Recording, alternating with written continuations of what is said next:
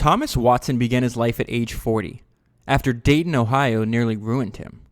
In Dayton, Watson experienced fantastic success and near destruction.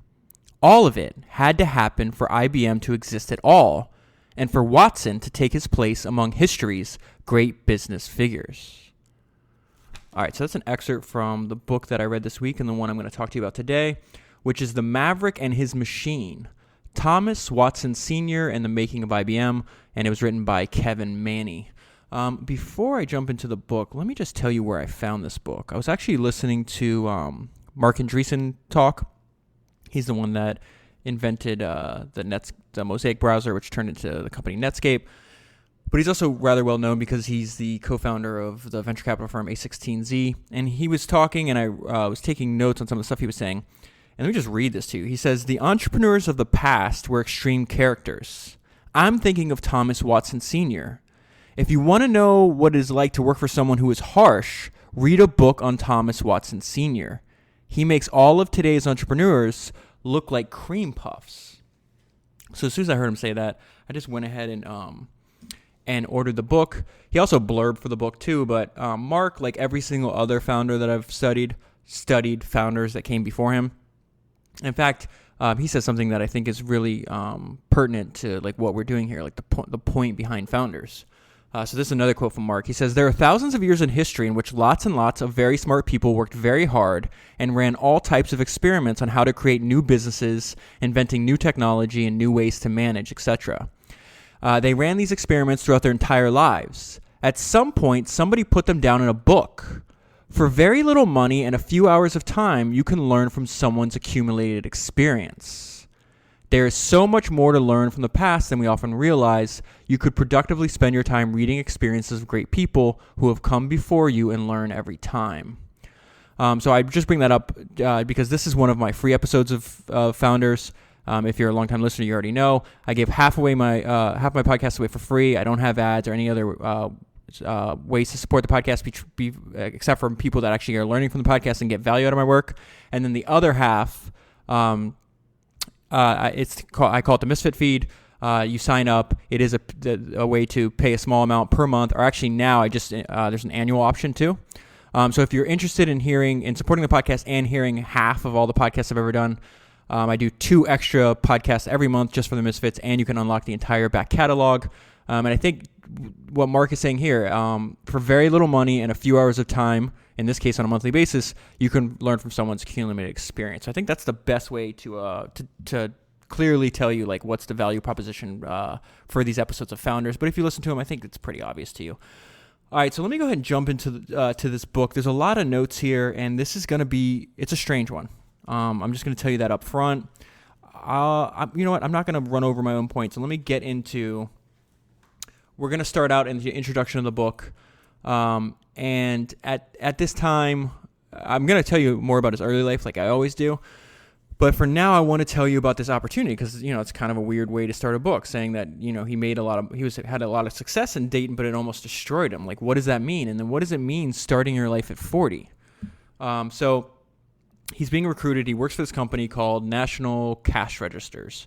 As the name, you can pick up from the name, they sell cash registers. And they have basically a monopoly on cash registers, which was a giant industry in the early 1900s. So he's telling his dad, he's like, "Oh, I'm getting promoted. They're going to they're going to let me run my own business, my own subsidiaries of National Cash Registers." And then I'm going to tell you why that's so bizarre, though. But before I get into that, I just think this is really good advice that he gets from his dad. So he says he told his father that he'd have a budget of $1 million, an amount that was unfathomable to both father and son. Keep in mind, like I said, this is the early 1900s. I think it's 1903. And then this is what his dad said that I thought is good advice. He says, "Well, I'm very pleased about that because what you've been doing," meaning he was just a sales manager for the company, "what you've been doing, hundreds of men can do, but now you're doing something different, something new." And I think that is even more true today. I think that it's really smart moving forward that to anchor yourself around what actually makes you unique, especially in the information age. All right, so let me tell you about this fake company that I'm going to just call them NCR moving forward, that NCR makes and they want Watson to run.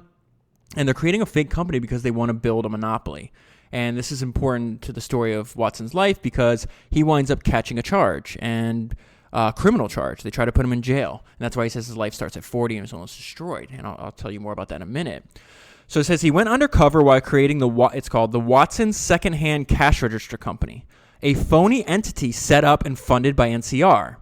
NCR wanted the secrecy so it could slip into the used business, meaning used cash register business, quietly and ruining it from within.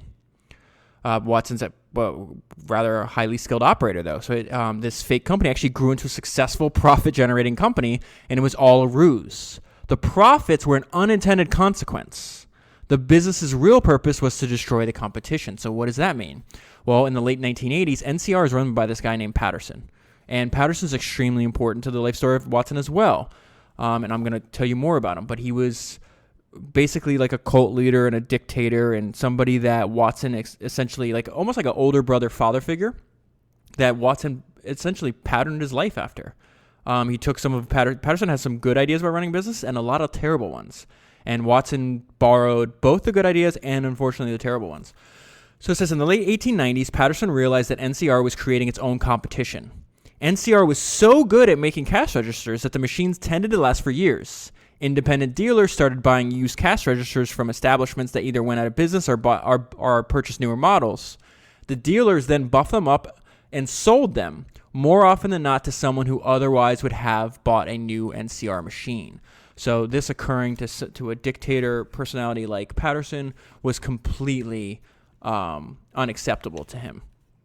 So it says, for nearly 5 years, Watson ran the used operation and ran it well. It was an extraordinary success. He's young. I think he's like 27 at the time, right around there. In city after city, used cash register businesses were devastated.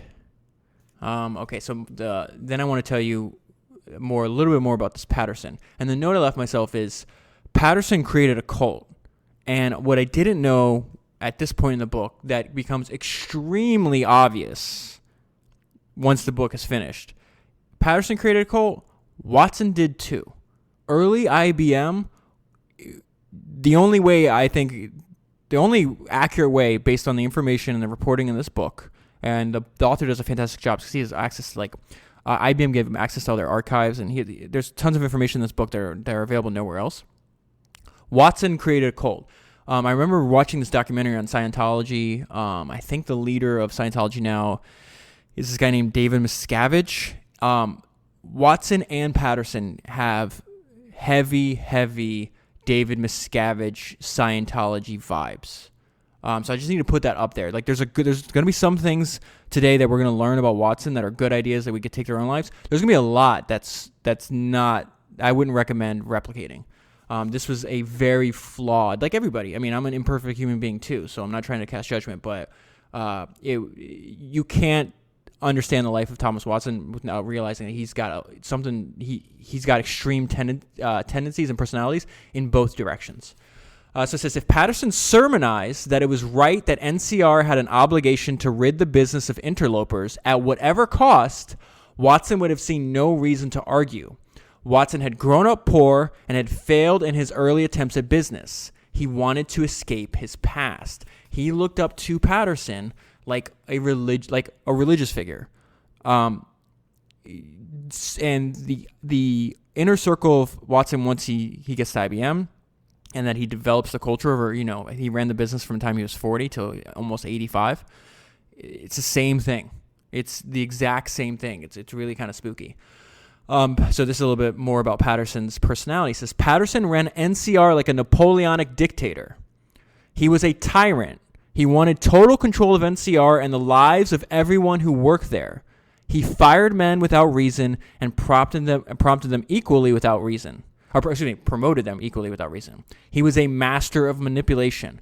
So one of my favorite, this is going to date me, one of my favorite funniest movies when I was a kid, I don't know, I was probably like 10 years old when it came out, was Jim Carrey's Ace Ventura, Pet Detective. And he has this funny scene where he's realizing like the person he's trying to capture and the detective are the same person. So he's like, Einhorn is Finkel, Finkel is Einhorn. When I'm reading about Patterson and Watson, I kept saying that over and over again. Patterson is Watson, Watson is Patterson. So I just read that paragraph to you about Patterson. Now I'm going to read the exact same paragraph, but read it with Watson, and it is still true. Watson ran IBM like a Napoleonic dictator. He was a tyrant. He wanted total control of IBM and of the lives of everyone who worked there. He fired men without reason and promoted them equally without reason. He was a master manipulator. Everything that was said that the author's saying about Patterson is definitely true about Watson. Now, this was actually interesting because I learned a new word this week. Let me pull it up. So I'm not going to be able to pronounce it. I was listening to a podcast about an author who wrote a biography on Churchill, which is kind of interesting, like writing one now, because he says there's over 1,000 biographies of Churchill. Winston Churchill is has to be one of the most studied people in human history. And so I was interested in the process of writing a biography of how are you going to write something new that's been studied so frequently?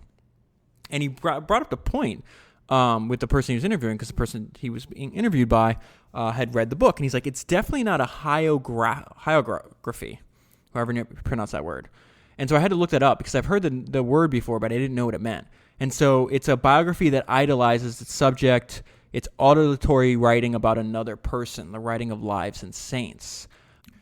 And same situation here. The author Kevin definitely did not write a hagiography, or however you pronounce that word. He does praise a lot of Watson's decision making or personality traits that led to success. But he also, what I loved, he points out that there's a downside. He calls him narcissistic, completely self-involved, a master manipulator. And I'm not trying to cast judgment on him. I understand that, unfortunately, the traits that can make us extremely successful, when applied in the wrong way or in an improper domain, can also lead to your downfall. They can be extremely negative. I just think it's important for us to understand that about human behavior and to constantly be aware of it. And every single person, every single founder we've studied so far has great traits, and they have their traits that make them imperfect. And Watson was no exception to that. So before I get into his early life, and I want to tell you, even though in hindsight this company was like a fake company, he took it really, really seriously, and he studied not only from Patterson and other people that came before him, but other people that had similar jobs than him. And so in studying them on trying to do his job better, he actually accidentally discovers the machine that IBM would come to monopolize, because just like Patterson built a monopoly and a trust, early IBM was that. They controlled like 90% of the accounting and tabulating market, and this is an era before computers. So they were electromechanical machines.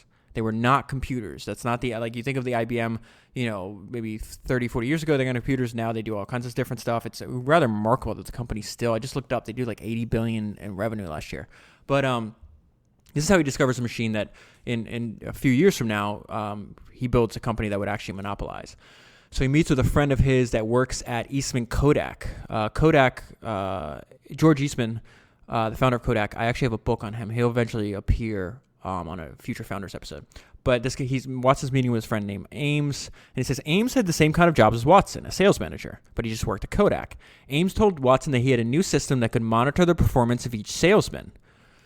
So this is Watson talking. He said he had a chart on the wall. He said, here is Hambly, the sales guy, in Kansas City, and he did so-and-so. And on such and such day, he was in St. Louis, and he went through this, and he's talking about sales numbers here. And my head began to swim around because I thought, in fact, to tell you the truth, I thought I was just about as good a sales manager as Ames.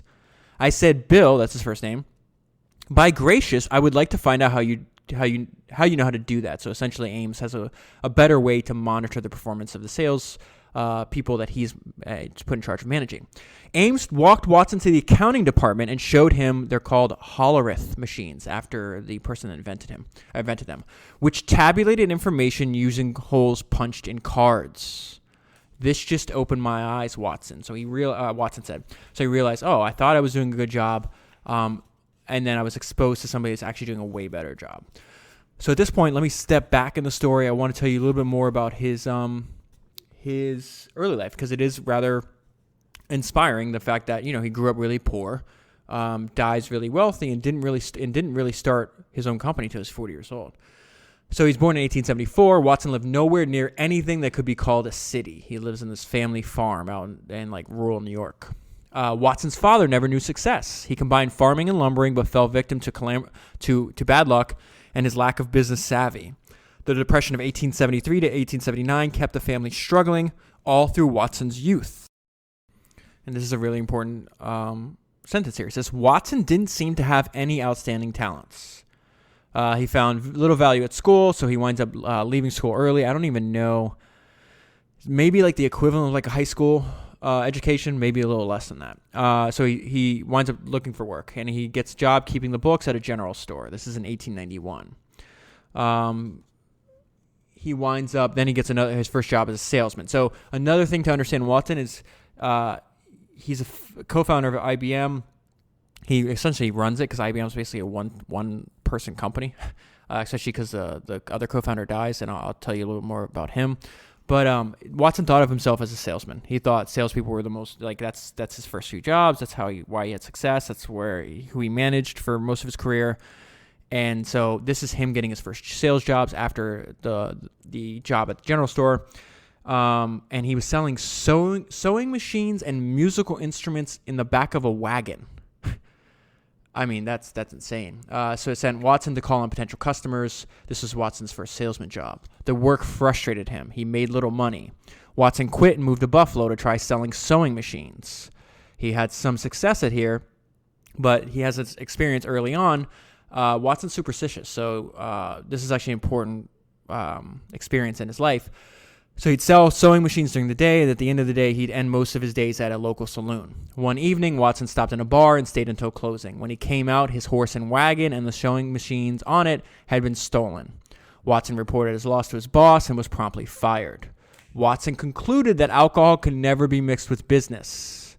So this is important because I don't know if he drinks for the rest of his life. In fact, he has such control over, remember when I referenced Patterson wanting control over not only the work that his employees do, but their entire lives. Watson would look down upon and basically preach the idea that you're not to drink. If you work at IBM, you are not to drink, even off hours. And it's because of this unfortunate experience that he had early on. Watson tried selling shares in a building and loan company for a man named C.B. Barron until Watson eventually figured out Barron was more of a huckster, so he's selling fake shares. Next, Watson opened a butcher shop. The shop ran out of cash, and Watson had to sell it. I'm spending a lot of time here just so you understand. He was not born with any skills, not really educated, didn't really have success till 40. That doesn't matter. It didn't stop him from being able to create and run a wonderful business. So I think, I like to dispel this myth that if you don't figure things out, you're lucky. I'm not saying wait till you're older to try to do it. If you know what you do and you have success when you're early, and I've talked to a lot of people listening to the podcast through email, and there's a lot of I'm super impressed by a lot of, I call them kids. I don't mean that derogatory, because when I was 19 or 20, I certainly didn't feel like a kid. But as you get older, your definition of the youth, everybody looks, and you won't understand this if you're this age now, but you certainly do if you're older. When you're 19 or 20, you think you're an adult, and you are, but then you get to your 30 and you're 19 or 20 year old looks like a kid. I'm sure when I get to my 40s, it'll be the same thing. So I'm just amazed at how ambitious and on point a lot of these young people are. It's extremely inspiring. But I would say that's more likely than not. If you're one of those people, you have an advantage, and don't let your foot off the gas in that case, because most people don't get it together. There's tons of examples in these books where people not really figuring it out till later in life. Watson was an example of that. So it says Watson trudged to the local NCR office to transfer the installment payments on the store's cash register to the butcher shop's buyer. This is how he gets a job.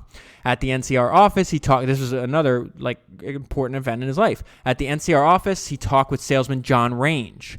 Watson asked Range for a job and continued calling on Range until Range said yes. So that's another thing. One thing I did learn from Watson is the value of perseverance. He definitely did not give up easily. So as you could imagine, Watson is super motivated because he's not been having success. Every single thing he's doing is one failure after another. He has no money. He doesn't want to live life like that. So it says Watson liked Range and soaked up everything Range could tell him about selling. 9 months after joining NCR, Watson moved up to full sales agent in Buffalo. 4 years later, NCR assigned Watson to run its struggling Rochester, New York office. Watson, only 27, turned the branch around and made it one of NCR's best. Okay, so now I'm going to skip several years ahead. Now, the reason I wanted to tell you about that part, because the fact that he took his job so seriously, the fact that he was so successful at it, led him to the opportunity to run that fake company, right? So we're going to fast forward to him running the fake company for a while. We're going to be in 1912 when he actually gets indicted. Now, this is important to understand because he has to go through the stress and the struggles to... IBM would not have existed, at least not in the incarnation it was when Watson ran it, without this. And I think it's extremely important to understanding that that it was like a fuel to him. And so let me just read some of these highlights to you. So there's a newspaper article on February 22nd, 1912. It says the lead headline, NCR men indicted by the federal grand jury. 30 officials and employees of the National Cash Register Company were indicted on charges of criminal violation of the Sherman antitrust law. So not only is Patterson indicted, but Watson's one of the 30 people. And this destroyed him. It says the shock of the reality of a jury proclaiming him guilty, because they wind up losing the case, of being labeled a criminal had a profound and lasting impact. If there was a single moment when Tom Watson changed, when he decided that a squeaky clean image and reputation were paramount in business and in life, this was that moment. He was portrayed as a villain. I don't ever think he recovered from that. That's actually the writer. He's actually the writer. I don't know if you call him a friend, but he definitely knew Watson. That was Peter Drucker, who you might know because I've referenced one of the best quotes about entrepreneurship come from Peter Drucker. He says entrepreneurship is not an art or a science. It's a practice. That Watson didn't recover was to his benefit. The trial and verdict forced him to realize that there were also bigger things than his job and his advancement. It also gave him something to prove, that he wasn't a self-centered crook. If Watson had never been brought to trial, he wouldn't have become the kind of leader who could build IBM. Another interesting personality trait about Watson is, so they're convicted criminals, then they take it to appeal. And while they're appealing it, they're offered if I'm not mistaken, I might have the time frame wrong, but they're offered, like a plea agreement. Say, hey, just admit wrongdoing, and then, you're not, I think they might have got probation. They weren't going to go to jail. Every single other person but Watson took that deal. He's like, nope, not taking it. Like, I'm not going to, he was so important to him to not admit wrongdoing, even though he was definitely guilty. He was 100% guilty. But again, he had, everybody talks about the Steve Jobs reality distortion field. Watson had that too. To an extreme. And unfortunately, he applied it to his family life, jobs, all kinds of stuff. And it might have worked in business, but I'll tell you a little bit more about, where he messed up, in my opinion, as a father. So the appeal, they wind up winning on appeal. I forgot the exact reason why, and I didn't include it in the highlights of the show, but just know that he's not going to go to jail.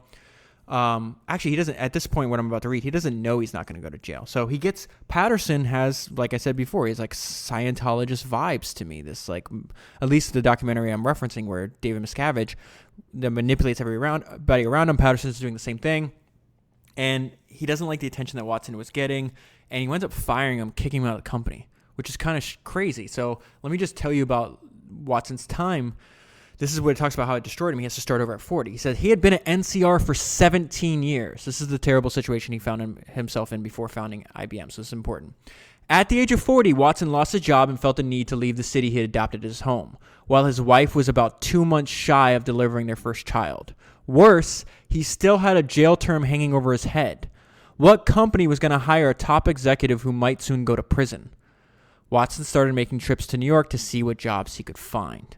So think about that. It's hard enough starting a company. Imagine starting a company when you're 40. You don't have too much money. You could be potentially in jail for a year. And your wife is about to give birth to your first child. I mean, the amount of stress had to be extreme.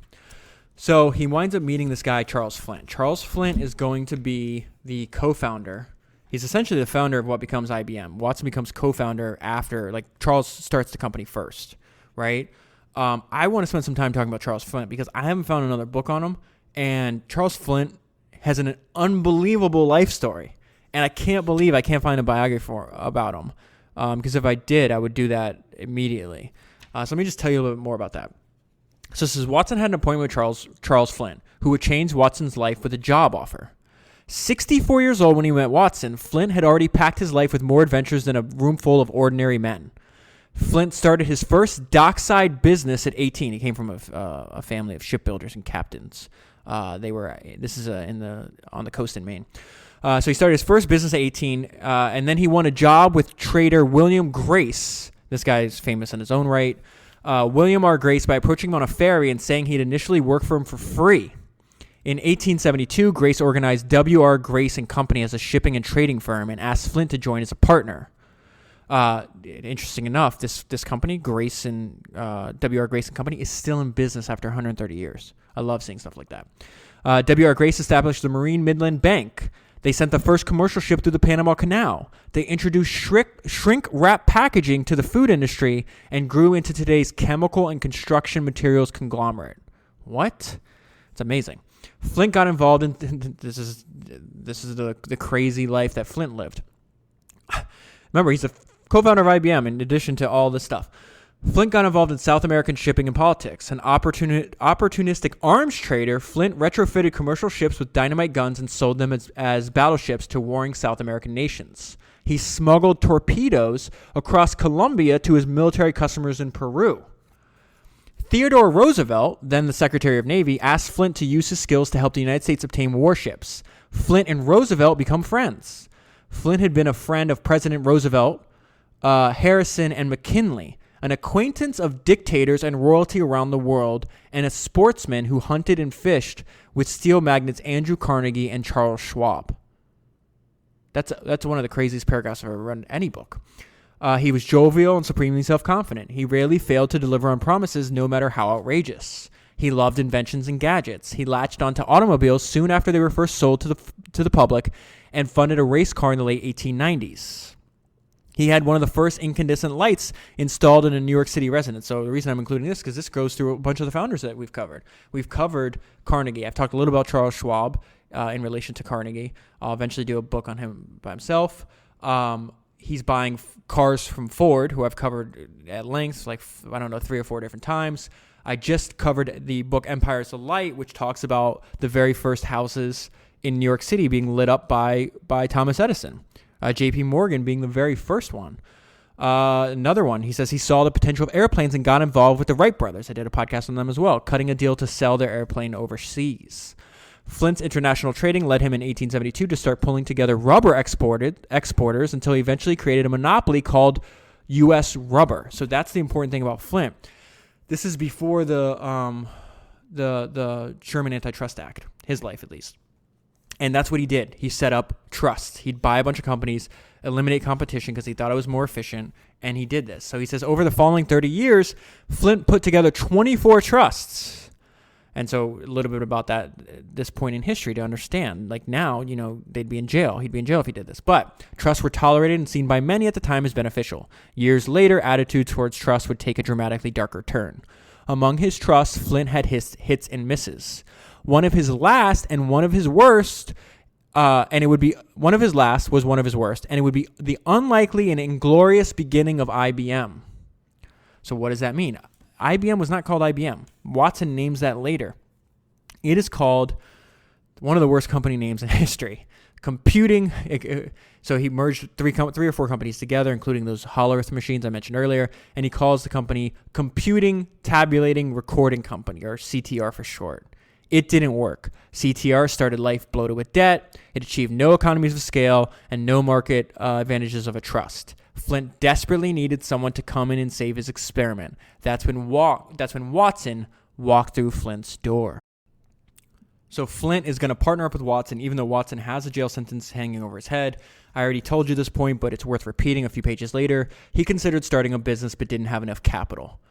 The antitrust verdict guaranteed that Watson would find hard to borrow money or lure investors. So I left myself was listen. Think about the point in Watson's life that was the beginning of IBM. No money, convicted criminal, and a looming jail sentence. So they do a deal. He's going to bring him in as a partner. And the note I left myself is never cap your upside. This is actually really smart, makes Watson eventually, this agreement right here is going to make Watson, there's a list, like it's an early like Forbes 400, except it's not on net worth, it's on actual income. And Watson becomes the highest paid CEO in America for several years. That helps him become super famous. So it says Watson would get 5% of CTR's profits. It gave Watson great financial upside. So I think that's just a rule in life. Never cap your upside. I've never had a job or any kind of environment where I had a capped upside. I was lucky enough. My first job I got at 15. I worked at a car wash. And a few months later I got promoted to become a detailer. And when you're a detailer, you get paid hourly, you get paid tips, plus you get paid commission on not only the jobs you do, but if you sell, you can when you're not detailing, if you sell like a upgraded service, you get a percentage of that. So you could sell, let's say you get 3%. I forgot what it was. This is 15 years ago, more than that. But yeah, you get, let's say 3% of the sale, 3% for doing it, hourly wage plus tips. So while I was in high school, I was making like, at the time, this is early 2000s, maybe. I don't know the exact year. Maybe year 2000. And I was making like $400 a week in high school. Like it was actually really, it was a really good lesson for me, that never capping my upside, never working for like an agreed amount salary. I've never done that in my entire life. Because I think like you don't, companies are paying you a salary and then they're capturing the upside if they do well. Obviously, people like that for stability, because what if something goes wrong, then the company has to pay for the downside. But I think as an individual, you definitely want to never cap your upside. That's why people are entrepreneurs, because they feel the market's not going to accurately assess their true value, and that they'd rather prove what their value is. So in here, Watson does a great deal. He's getting 5%. Think about that. I don't know how long this goes on. But it definitely happened several years because IBM becomes this massive company during World War II, and he's getting 5% of the profits. So he makes a lot of money. Now, unfortunately, his net worth is never, it's still really good, but, he owned at that time once the shares get diluted, he owned like 1% to 2% of IBM. So he made a lot of money. Obviously, he's paying income tax on that money. But his net worth was never commensurate with the amount of money he made because he had such a small ownership. Okay, so I think this is a great idea. Watson didn't storm in with a vision, meaning now he's running the company. He certainly did not proclaim that he saw tabulating machines as CTR's path to greatness. The only vision Watson communicated to CTR in those first few months was that the company was going to become a glorious institution. This is what I mean. He is laying the foundation of his cult right here. We're going to be a glorious institution. We're going to be great. This is actually like the positive aspect of a cult.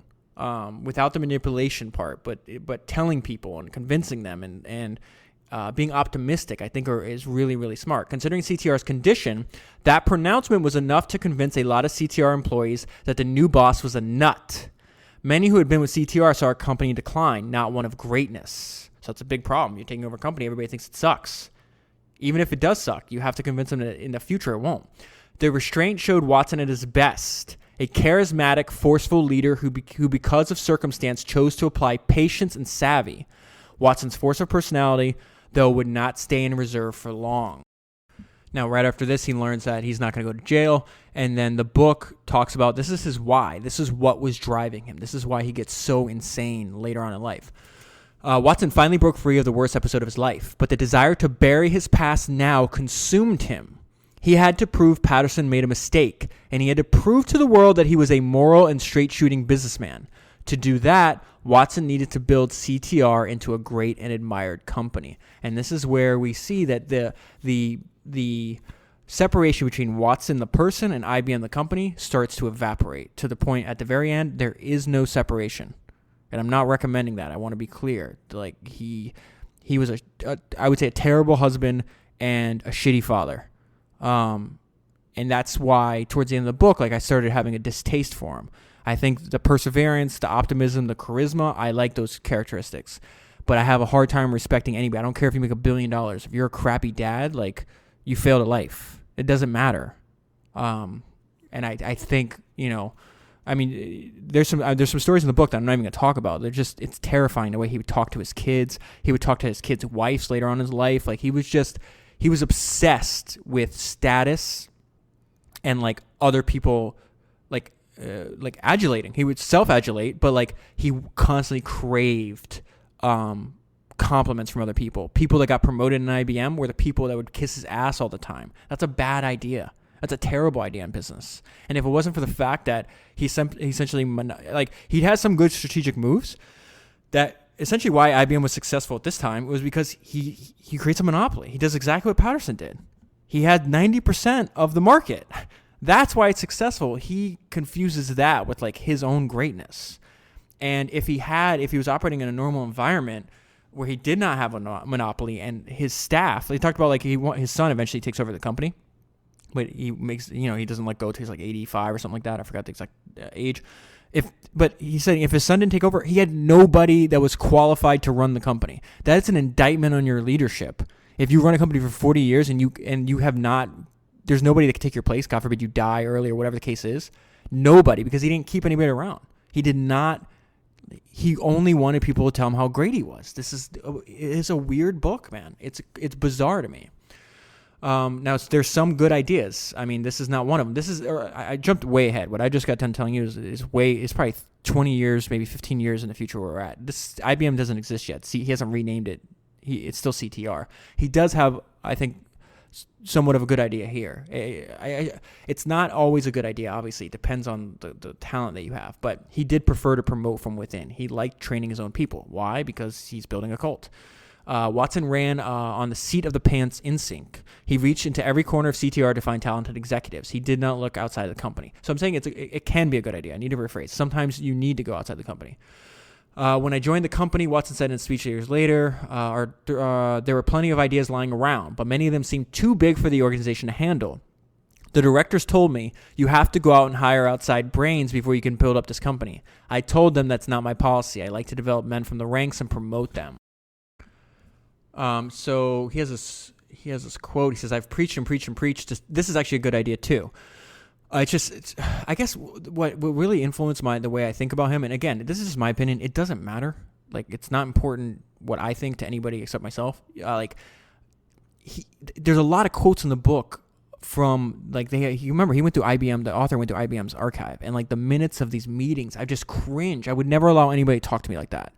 But at some point, where I'm like, all right, well, there's people that are viewing Watson different than I'm viewing him. Like, they're ostensibly adults. If they don't like the environment, they can leave. I just don't think you should treat people this way.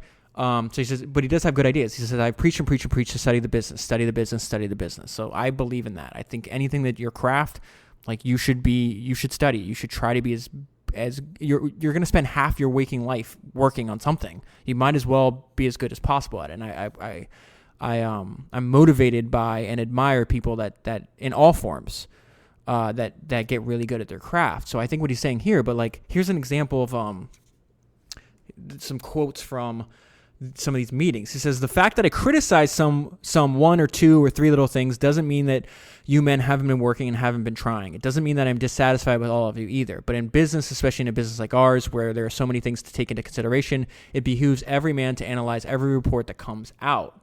It says, Watson's criticized their retention rates. So in this meeting, this is what I'm talking. This is now my own notes that I'm summarizing because I don't want to read an entire page here. I'm just telling you what happened. It says, Watson criticized their retention rates. He was wrong, and they weren't as bad as he thought. But he was still mad because they didn't know it was a mistake. They didn't know their own numbers. So to me, you should know your numbers. You should study the business. Like, what are you doing at work? Like, don't do anything unless you're going to do it well, right? That's a good, we're never going to achieve that goal all the time because we're imperfect, but it's a good, something to, a North Star, if you will. But he doesn't, the problem is, he's yelling at them, and then he's not even right. Do you see what I'm saying here? He's saying, you should know your numbers, but you didn't even have the numbers correct.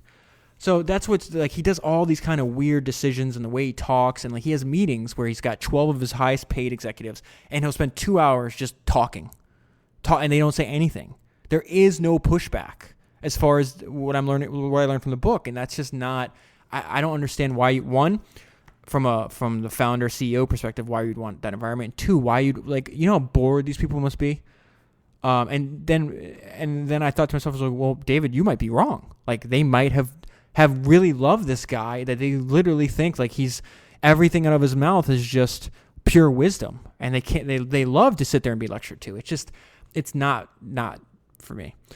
This is another example note that I leave a lot in the book. Watson was building a religion. Watson was building a cult. I leave these notes everywhere.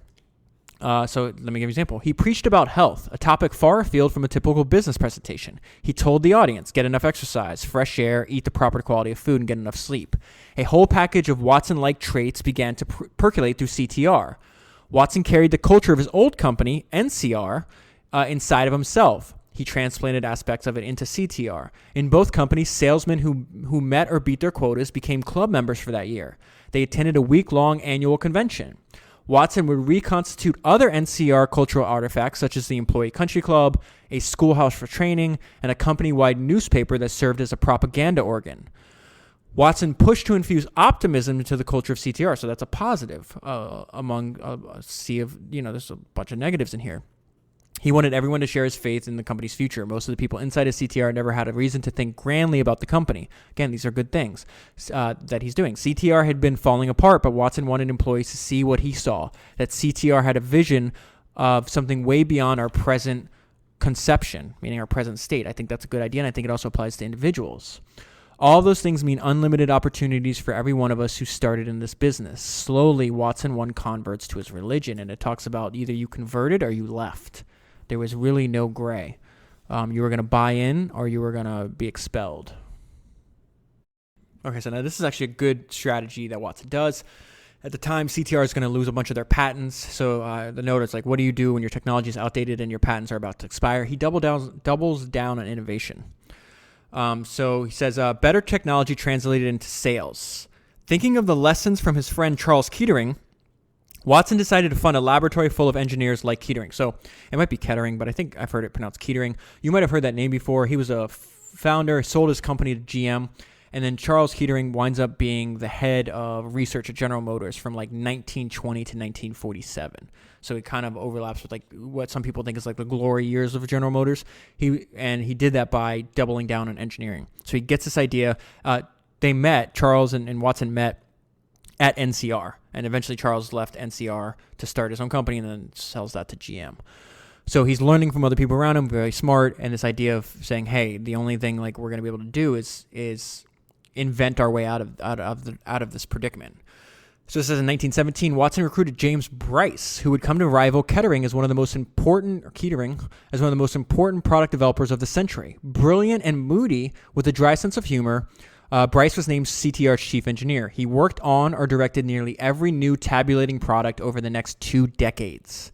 He ended up with more than 400 patents to his name, and in 1936, he was honored by the U.S. Patent Office as one of the 10 greatest living inventors. This is the very foundation of which IBM builds its monopoly on. So this is a really good strategic decision here by Watson. I thought this was funny. I don't know if this joke is going to land, but I think Watson was the Kanye West of his day. He gets sent a survey about himself for the National Encyclopedia of American Biography, and you're going to see his answers. His answers showed that he was in the early stages of a couple of tendencies that would worsen as he grew older: self-absorption and overconfidence. See, it's not just, the author's the one that really convinced me of that's why I keep saying like this guy was a little crazy. The author talks about this over and over again: self-absorption, narcissism, overconfidence, like all this stuff. One section asked for physical and mental characteristics. Watson answered in the third person: a tall, erect figure and dark, direct eyes that appear to see through people and situations at first glance. He's talking about himself. This is crazy. And with complete understanding are probably the 2 physical characteristics that dominate one's initial impression of Mr. Watson. His manner of speaking is to the point. Eyes and speech tell of a keen mentality that is always alert and searching. Another heading was special gifts and avocations. Watson answered, Mr. Watson has a pronounced gift for public speaking, and he's continually being called upon to exercise it. Do you know where this public speaking is taking place? It's taking place within the company, IBM. Who decides who speaks? Watson. He's saying he's a great public speaker, and he's always called upon to exercise it. He's calling upon himself to exercise it. This guy's insane. Under dominating personal characteristics, he answered, tremendous vision, indomitable will, unswerving determination. So I laugh when I read stuff like that. That's obviously the negative part. Here's another positive part. He's got to figure out what his product's going to be. So he's got to figure something out. They were selling time clocks and scales and all this other stuff, and says, those products were not Excite. Tabulating machines would. So he's realizing this is a good decision by him. They were increasingly becoming known as punch card machines because they recorded information using holes punched through rectangular cards, a peculiar language that no one but a specialist could read. Yet, and this is why I think it's a good idea, yet tabulating machines had a quality that caught people's imagination. Other machines automated physical work, making hands more productive. Tabulating machines automated mental work, making brains more productive.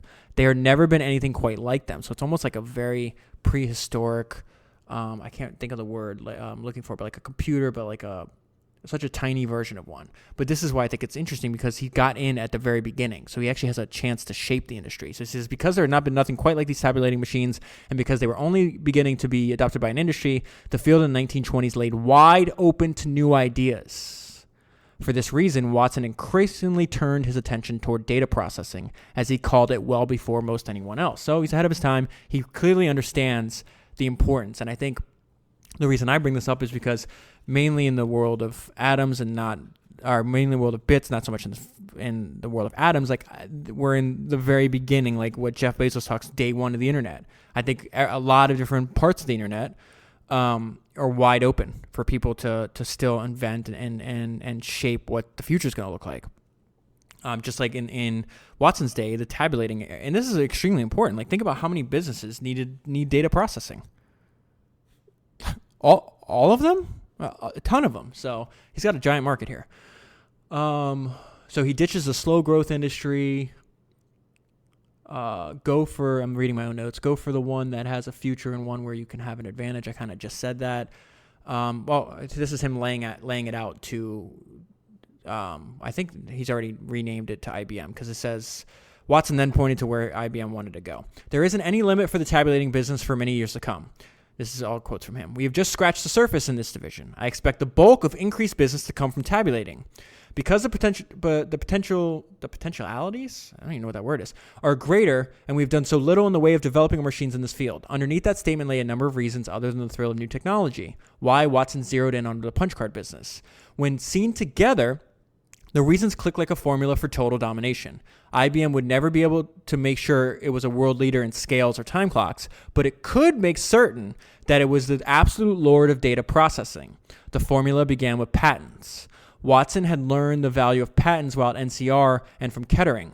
Inventions could drive sales, and patents could keep competitors at bay by preventing them from introducing similar inventions. It is a formula in full boil in the technology industry of the 2000s. What is the author saying there? That history doesn't repeat, human nature does. He's doing the same stuff happening today, or in this case when the book was written, 10 years ago, 15 years ago? That was happening in the 1920s.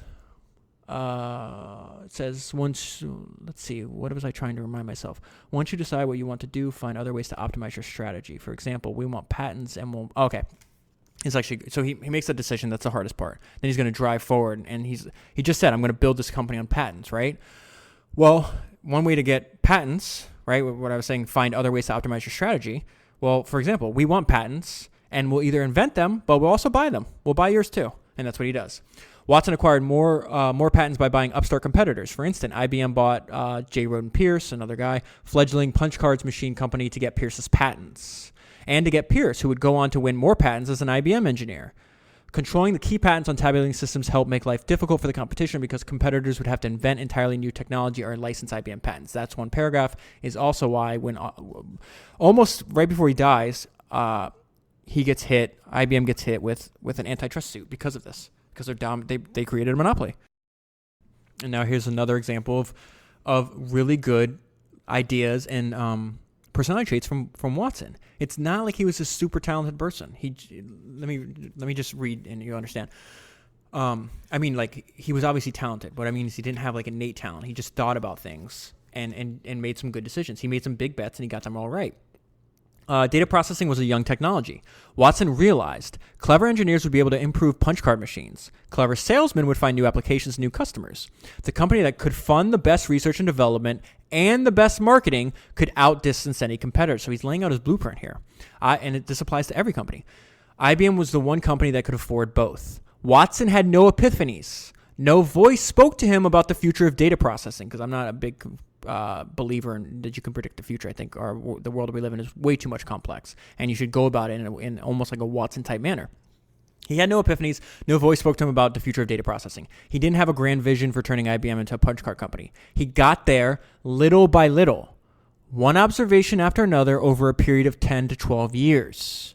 If Watson did possess tremendous vision, an indomitable will, and unswerving determination, referencing his own answers to survey, the traits served him by helping him toil through more than a decade of figuring out what his company would be. I think this applies to almost every single company. The overnight success is largely a myth. Very few people get it right at the very beginning. When I'm reading this is very much why I admire the way Jeff Bezos thinks of companies. You invest the time, you be patient, and you persevere. And he has a great quote that I reference all the time. This is a quote from Jeff Bezos. The biggest oak starts from an acorn. You've got to be willing to let that acorn grow into a sapling and then into a small tree, and then maybe one day it'll be a big business on its own. You got to invest the time. And Watson's showing this. He didn't know what he was doing. He just said, I'm going to make a couple good decisions and keep going. Figure it out. So Watson, he collected friends, but he also studied especially other founders. And there's a founder a few years older than him that he learned and came to almost love. And it's this guy named George F. Johnson. Again, there's no, I couldn't find any books on George F. Johnson either, or else I would, because it's interesting. It says Johnson was already the industrial king of the region. He has a company close to where some of IBM's buildings are. Watson was a recently fired executive facing a jail term and running a company that, as Johnson would later say, he's describing what the condition of CTR when Watson came on board, had all the intents and purposes of collapsing. Johnson even with that, though, it kind of shows you Johnson's like this really sweet, nice guy. Johnson met with Watson and offered Watson encouragement and assistance. He did that. Watson could offer him nothing. And he still did this. I think it's a good idea. Watson would always say how much he appreciated it. Johnson proved to be a manager like no other of the era. In an age of carpetbaggers and all-powerful business barons, Johnson felt a company should be a community of equals, all working towards the same goals and sharing in the wealth created. According to the author, he's the one that comes up with the idea of profit sharing. One of his oft-repeated slogans was, "I'm out to make all of this concern," meaning the company, not to take all of I can out of it. He put everyone on a first-name basis, a stark contrast to the era's accepted business formality. This is something Watson did not learn from him. He did not like people to call him Tom.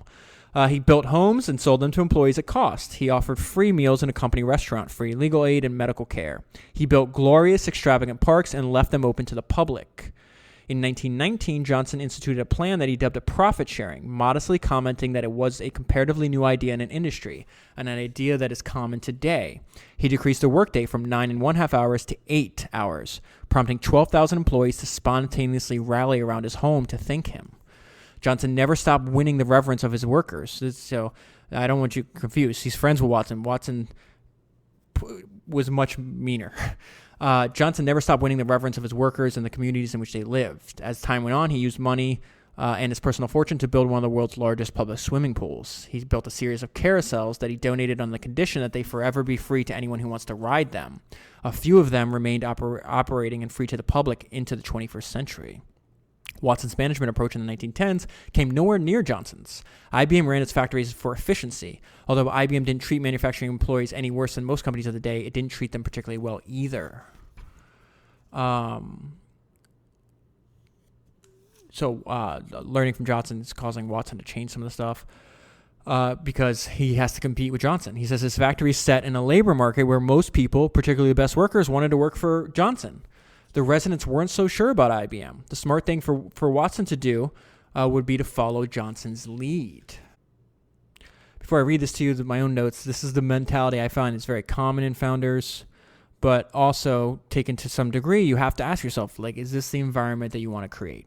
I don't think there's one right way to create a business. I don't think there's one right way to manage a business. I think you have to be who you are. I'm just telling you this is not for me. Watson felt he could unleash tirades at his managers with impunity, and for the most part he could. No one dared question or cross him. Executives rationalized his behavior by telling each other if you weren't worth putting together, he didn't bother to tear you apart. That's like some Stockholm Syndrome stuff to me. They were willing to take it because they wanted to be part of IBM. They were building machines that had never been before existed. They worked with brilliant engineers and sharp managers who blended together to form this odd but magnetic cult of sober people who made the company their life and ambition. Few other American companies offer the promise and excitement of IBM or such an opportunity to get rich. And some people liked it. I'm just saying that's why I've never worked in a big company. I just couldn't. But it doesn't matter. Like, there's some people that like it. So many felt blessed to be able to follow Watson. He was such a strong personality, so sure of his leadership and so driven, people hitched themselves to him like rail cars to a locomotive. Once they did, and once they proved their loyalty, Watson gave back, whether it was bonuses, quick promotions, paid vacations, or compassion during an illness or family crisis. Watson did have a religious faith about IBM. He had unrelenting optimism in the face of calamity. This is how he acted in the Great Depression. Melancholy has seized most of the business world. The U.S. economy contracted by 8% in 1930 and another 7% in 1931. Unemployment rose to more than 20% of the population. Companies closed factories and cut production. Companies were in no position to install new tabulating machines. The market for office equipment plunged 50% in 1930 and kept sinking. Watson knew the facts about the broken economy, but the situation didn't fit his plan, so he decided to bulldoze through the facts. His words always reflected optimism. Watson's action backed up his words. He made two dangerous decisions. One, he would keep factories running and lay off no one. And two, he would increase spending on research and development, even as companies around the world slashed their R&D budgets. These decisions came within a sliver of ruining the company. So they almost run out of money, but when the economy picks up again, they have by far the best R&D. They have tons of well-trained employees, and they have the best R&D department, the best products. So it winds up working out. It's a huge gamble. If it failed, if the depression would have extended and the business didn't pick up, it would have been the end of the company, but it wasn't. And Watson did this throughout his whole life. He would place his fate in innovation. So you have to, he has skin in the game. I have respect for him in that case.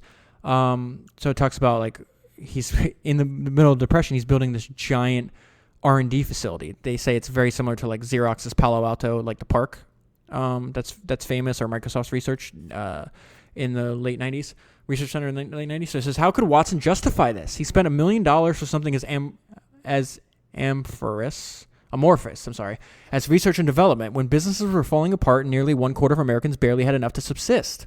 But building the lab had a logic to it. Somehow, Watson had to stimulate demand. He had to come up with products that companies couldn't resist, whatever the economic conditions. Again, thanks to Charles Keating's influence, Watson believed that R&D would drive sales. So Watson decided to build up a lab, pull engineers together, and get them charged up to push the technology forward. That's why I think he's such a perplexing person to me. He's such a bizarre, he's got really good ideas like that and then cringy personality traits. And yet, to me, I do still find it inspiring in the sense that it's just another example that you do not have to be a perfect person to build a great business. All right, so check this out. He's doing all this, and then he's kind of saved by something he has no control over. So in 1935, the Depression's so bad that the U.S.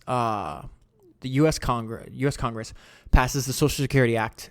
That's the whole name, the Social Security Act. And overnight, the demand for accounting and data processing machines exploded because every single business now had to do data processing and accounting on a scale never before seen in the United States. And guess what? IBM could meet the demand because it had increased the production in the last few years. So this it's kind of luck in that sense because he didn't control it, but he was the only company prepared. So it says this period of time became IBM's slingshot. Revenue jumped from $19 million in 1934, going up to $25 million in 1936, and then it would go all the way up to $31 million in 1937. It would climb unabated for the next 45 years. This is where IBM comes the IBM that we know. And it builds the foundation, although it almost goes under in the 1990s. From the moment until the 1980s, IBM would utterly dominate the data processing industry, a record of leadership that was unmatched by any industrial company in history. I think Watson's he might be in his 50s by now. Peter Drucker asked Watson years later if he had anticipated the Social Security Act. Watson said that he hadn't. Of course, the act was debated and written about well before it was passed, but Watson said he had no idea it would impose such a record-keeping burden on businesses and the government. No one did. Otherwise, Congress might never have passed the act. Watson did not foresee that act Watson did not foresee that act, combined with IBM's readiness, would not only save the IBM, but propel it toward tremendous growth. Okay, so, I mean, that's essentially the most important thing to know about IBM. Like, from here on, for the rest of Watson's life, well, towards the very end, he brings his son on board, and they eventually have to get into the new field they call electronics. IBM would have never gotten into electronics if two things: if the son wasn't already in the company, and two, if the antitrust suit didn't happen, because they had to venture into, like, they had to go move into more competitive markets because the government was correct. Like, they definitely had a monopoly with the punch card machines and all that technology. This though, what IBM's also famous for their slogan. It's called Think, and this is actually a good idea by Watson. I think I like it. So it talks about his morning routine. I'm just gonna skip over he's gonna finish breakfast. He's gonna usually leave, okay? But then he does something on some days that's really smart, and I think sometimes doesn't look like work, but is work. Unless he needed time to think through an idea, he wouldn't go into the office unless he had thought through 4 or 5 items he wanted to get done. If that meant sitting with a cup of coffee for an hour or two, that is what he would do. That very much reminds me, it's attributed to, sometimes I've heard it attributed to Abraham Lincoln, but it's that quote, if you give me 6 hours to chop down a tree, I'll spend the first 4 sharpening the axe. I do think rigorous, uninterrupted, deep thinking about something. Now, obviously, you could take that to the extreme where, like, if you don't pair it with action, that's kind of, it's not beneficial. But this is something Watson would allow even his employees, if they came in late and they were actually thinking about a problem, he encouraged it. He had the word think everywhere in people's offices. They also had a bunch of, like, it was really weird. Like, in the book, it talks about a lot of the offices and headquarters would have, how many offices you can have? Like tons, maybe hundreds. They would have framed pictures of Watson in there. So again, more culty vibes, but this is actually really good idea. And then the dedication, because this guy's a workaholic, worked all the time. That's all he thought about. And still he would sit down and be like, I need to think about this. I need to come up with a better solution, and understood that it's extremely important. So this is, I'm going to quote at length here now, something I've talked to you about before, that a question I kept, I thought about a lot when I was reading this book. Like, how could someone with so many faults build a great company? And, the takeaway is that perfection is not required. And so to that, I think it's motivating to me. Hopefully it's motivating to you. It's like, there's no such thing as a perfect human. But yet, even in spite of our weaknesses or our imperfections, like, we still can do this. All right, so it says, Thomas Watson was volatile and self-aggrandizing. He could be domineering, unbending, demanding, and a maddening micromanager.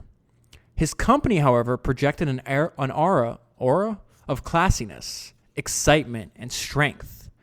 IBM was a darling of American business. It had marshaled monopoly control over tabulating machines and automated accounting systems, which had become critical to the operation of companies in every major industry. The company's traits and successes attracted the most talented people coming out of universities. Those elite men and women, in turn, built better products, came up with better ideas, and managed their departments more effectively, making the company yet more successful, which attracted more talented recruits over and over again in a virtuous cycle. How could a man burdened with so many glaring faults build a great company? Watson inspired loyalty. He came through for people when they needed him, and he did more than they expected. He took extraordinary action during the Dayton flood. There's a huge flood in Ohio, and he wound up organizing a massive relief effort. He was extremely helpful there. And acted similarly when Birkenstock's son was killed. One of his employees' 1-year-old son was killed in a car accident. He was there for them. When Irv Gorton lost everything, that's somebody that he hadn't worked for in like 4 decades, would write letters because he was like poor and destitute, and Watson would send him money every time. And then once after Gorton died, he had 4 daughters, and his daughters wrote letters saying about how much Watson's, like, acts of kindness meant to them. And when the trains crashed in Port Jarvis, same thing, train crash with a bunch of IBM employees, he was there. He did smaller versions of such deeds often. The beneficiaries never forgot, and the effect of those acts rippled out. The stories got around. As much as he promoted himself and thought the world revolved around him, Watson also generously gave credit to others. He would publicly name those who came up with a great idea. He lauded his engineers whenever possible in speeches to audiences outside IBM. He rarely failed to thank and praise the thousands of employees. People who met him often ended up telling him secrets as if he was a best friend, or accepting his advice as if he was a father. Different people were drawn to him for different reasons, but something made everyone want to look at him, and many to follow him. The cult was so fervent, you either bought into it or eventually resigned. Once the non-believers were sifted out, the company was left with an army instinctively devoted to Watson and IBM.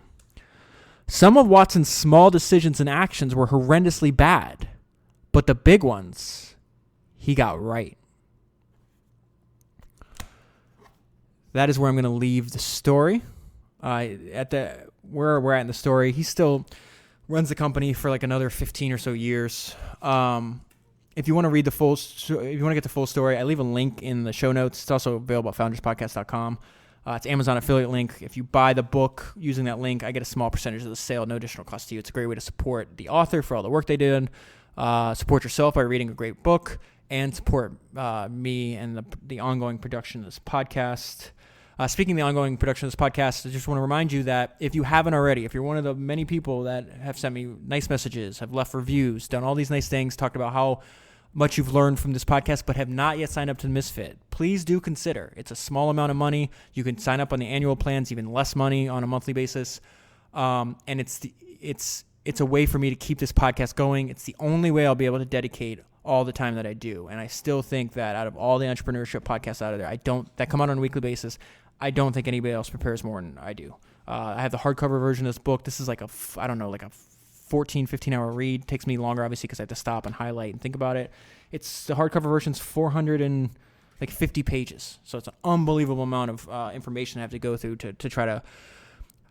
floating this idea about like really thinking about the podcast like idea archaeology that I'm going through, just like the way somebody goes through and studies like a site for relics. Like I'm studying these books and sifting through hundreds of years of history to pull out interesting ideas, because for the same reason the quote that I opened the podcast with about Mark Andreessen, like there's a value in studying them. There's tons of smart people, most of which, there's more smart people dead than there are alive.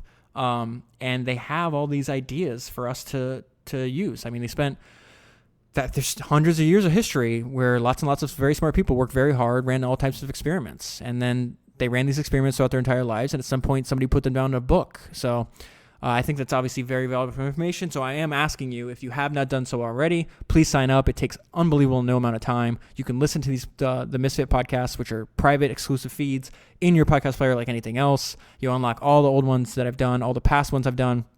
Plus, I do 2 every week. Then the one I'm doing next week, so I want to talk to you about that real quick. I am almost done with this.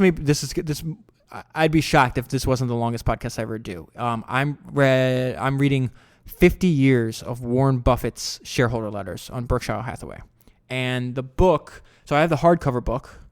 I made a mistake though. I bought the hardcover book that only goes to 2014. It's 700 pages, but it's not like a normal, book. It's the size of a textbook because it's 50 years of Warren Buffett laying out how he thinks about business. And so that's the next Misfit podcast I'm doing next week. I just had to buy the Kindle version because I realized the hardcover version I bought, if you look it up on Amazon, you'll see that there's a yellow copy. Don't buy the yellow copy because that's it goes to 2014. There's a light blue copy that goes to 2018, maybe 2018 actually. Anyways, I'm releasing that. Now here's the problem. There is a slight chance that it's not going to come out on time because there's a hurricane coming right towards me, and it's called Hurricane Dorian. It might be a Category 4. if it's that big, I got to get the hell out of here. I can't stay here. So I might have to evacuate. I'll know by like tomorrow. By the time you listen to this podcast, there's a good chance I might have fled.